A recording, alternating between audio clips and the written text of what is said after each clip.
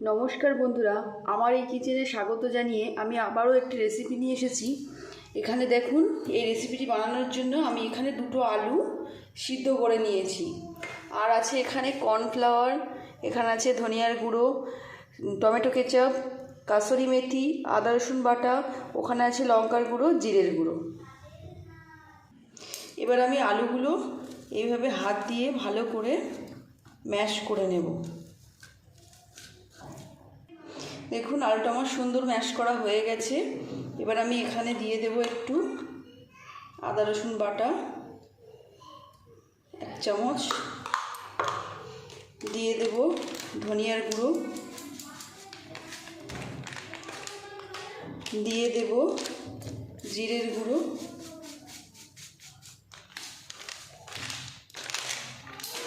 দিয়ে দেব একটু লঙ্কার গুঁড়ো।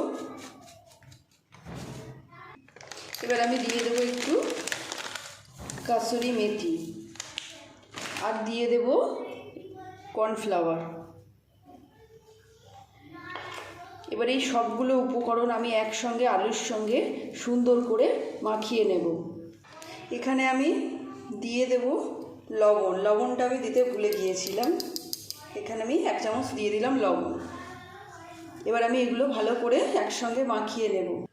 দেখুন, এটা আমার সুন্দর করে মাখিয়ে নেওয়া হয়ে গেছে। এবার আমি এখান থেকে কয়েকটা এইভাবে নেচি কেটে গোল করে নেব। এইভাবে নেচি কেটে একটু গোল করে নেব।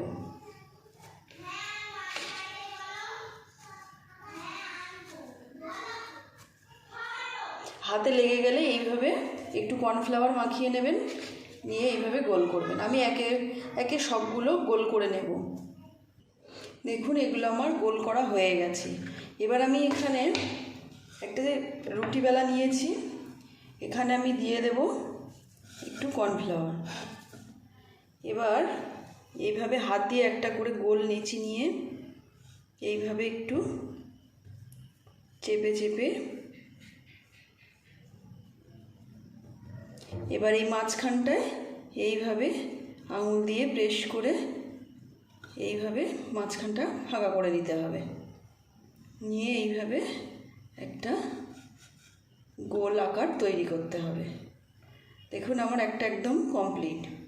আমি আবারও একটা দেখিয়ে দিচ্ছি। এইভাবে হাত দিয়ে গোল করে একটু চেপে আবার এইভাবে গোল করতে হবে।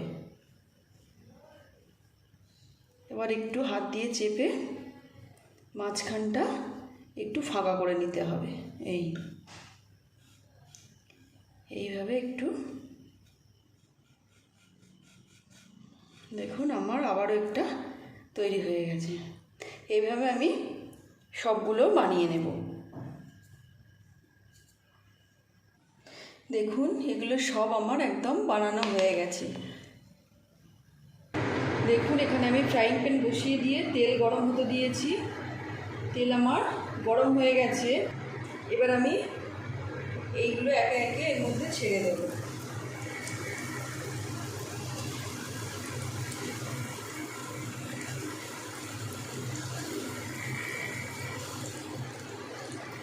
এবার আমি এগুলোকে একটু ভালো করে ভেজে নেব। এক পিঠ ভাজা হয়ে গেছে। এবার আমি এগুলোকে উল্টিয়ে দিয়ে আর এক পিঠও ভালো করে ভেজে নেব। এইভাবে একটা একটা করে দিয়ে আমি ভেজে নেব।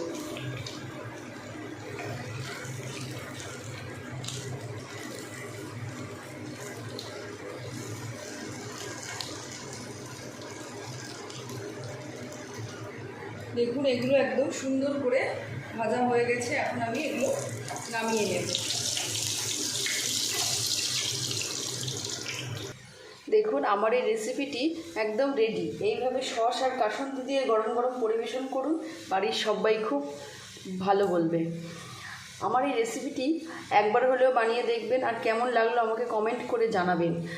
আমার এই চ্যানেলটি ছেড়ে যাবার আগে like, comment, share and subscribe করতে ভুলবেন না কিন্তু।